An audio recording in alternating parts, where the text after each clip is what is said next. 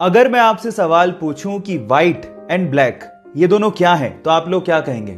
Obviously आप लोग जवाब देंगे कि ये दोनों कलर्स हैं, लेकिन साइंस स्पेशली फिजिक्स में इन्हें कलर माना ही नहीं जाता। फिजिक्स के हिसाब से कलर वो होते हैं जिनकी एक स्पेसिफिक वेव लेंथ हो, लेकिन व्हाइट और ब्लैक की कोई स्पेसिफिक वेवलेंथ होती ही नहीं है। सिंपल भाषा में समझाऊं तो व्हाइट में हर कलर मौजूद होता है, इसलिए उसकी कोई स्पेसिफिक वेवलेंथ नहीं होती, और ब्लैक में तो कोई कलर होता ही नहीं है, इसी वजह से उसकी भी कोई स्पेसिफिक वेवलेंथ नहीं होती। गाइस, आजकल के जमाने में लड़कियों का शॉर्ट्स और शॉर्ट स्कर्ट्स यानी कि छोटे कपड़े पहनना आम बात है, लेकिन अगर मैं आपसे सवाल पूछूं कि इतिहास में सबसे पहली बार किस लड़की ने शॉर्ट्स पहनने की शुरुआत की थी, तो आप लोग क्या जवाब देंगे? तो चलिए मैं आपको बताता हूं।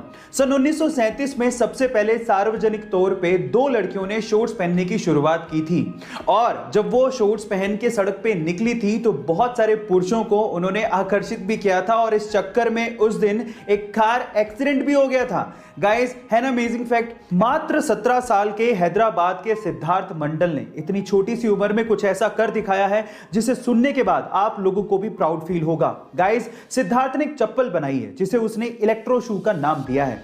उसके मुताबिक इस चप्पल के थ्रू हमारे देश की बेटियों को रेप जैसे गुनाह से बचाया जा सकता है। कैसे? मैं आपको बताता हूं। सबसे पहले तो उस चप्पल में कुछ ऐसे सेंसर लगे हुए हैं कि जो भी लड़की उसे पहनेगी उसकी एग्जैक्ट लोकेशन उसके घर वालों को आसानी से मिल सकती है। नंबर 2, उस चप्पल में कुछ ऐसे इक्विपमेंट्स लगे हुए हैं जिसके थ्रू जो भी लड़की को छूने की कोशिश करेगा उसे करंट लगेगा, उसके बाद उस गुनहगार को पकड़ा जा सकता है। और नंबर 3, ये चप्पल इलेक्ट्रिसिटी से नहीं बल्कि लड़की के चलने से चार्ज होगी। यहां हम लोग अभी तक कोरोना से लड़ रहे हैं, और वहीं चाइना ने अपने आर्टिफिशियल सन ईस्ट यानी कि एक्सपेरिमेंटल एडवांस्ड सुपर कंडक्टिंग टोकामाक से 101 सेकंड के लिए 120 मिलियन डिग्री सेल्सियस तक के टेंपरेचर को हासिल किया है।